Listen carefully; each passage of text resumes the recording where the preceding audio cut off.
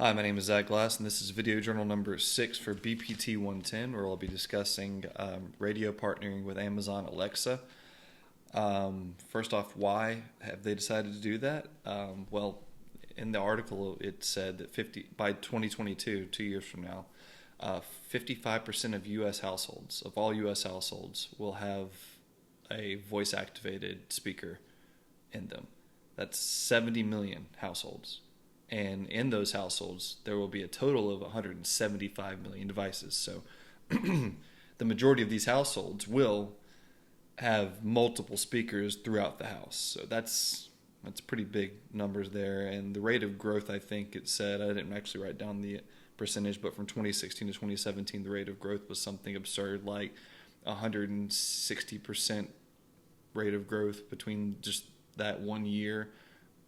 With these voice-activated speakers like Alexa. So I think with, considering that rate of growth, just looking at how the radio, in-home radios back in the 20s and 30s, the way that shot up, we're looking at a very similar type thing here. So if you don't jump on that, you're going to get left behind. I think radio is making a brilliant call, trying to tie themselves to that. The cool thing about Alexa is it helps people engage with radio at home and makes it easier to access. And it helps radio compete with other forms of entertainment in the home, like TV, video games, and things like that, smartphones, social media apps, and things like that, where it never had a, chance before. So I think it's pretty cool that they have a dog in that fight now, so that will only help them moving forward. So also really smart on the radio's part to try to hop on that. Alexa's going to be in cars soon, and how that helps radio is it's easier to use. I know it's not hard to turn a dial, hit a couple buttons, but if you cut out human error and you make things easier for humans, then we're just gonna we're gonna use it more. That's just how it is. That's how it is with any technology. And I know radio isn't some new technology, but if you make it easier to use, people will use it more. So if all I have to do is say, play 104.1, hey Alexa, play 104.1, rather than having to just hit that button, I will listen to it more probably. So again. So far, everything's looking good on the radio side of things with this partnership. It promotes group listeners in the home. So if you have a speaker in your kitchen or in the dining room or wherever, and mom plays, whatever, Simon, everybody in the vicinity is going to hear Simon.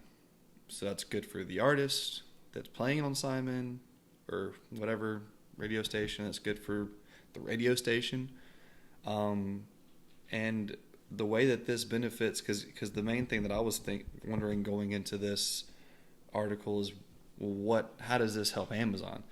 Well, the guys from Amazon said that they used radio for their analytical department to help them keep up with what's popular for various artists at any given time.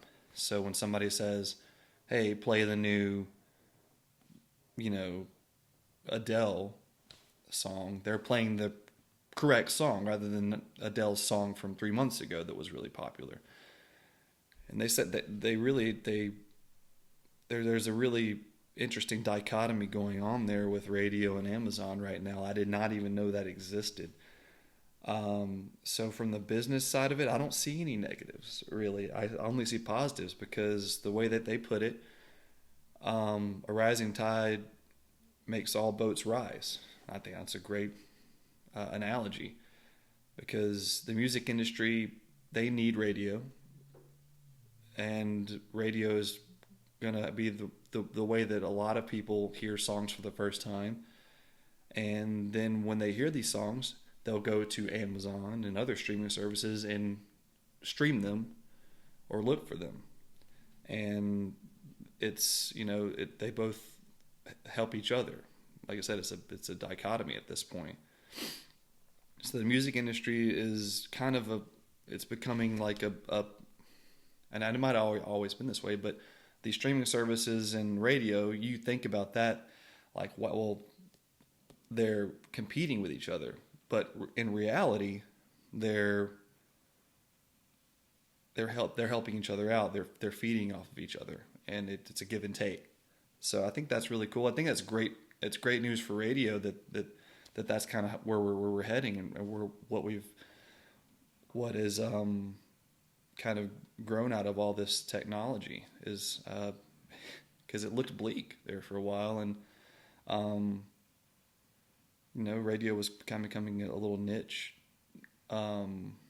platform there, but now things are looking good. As far as the consumer goes, I don't see any negatives for consumers either. It's easier access, it's simpler to use, it's better overall product, and the product will continue to get better as we go along, as things are tweaked and things are developed. The Alexa in the car, that's just going to make the product better for the consumers. And just radio, there's more ways to engage with radio and music in general. So I don't see any negatives for the consumer or on the business side. And maybe I'm just looking at it from the glass half full. I try to think of negatives. I couldn't see any. And the radio people that have been pushing to get on Alexa or they call them tools, building a tool for Alexa.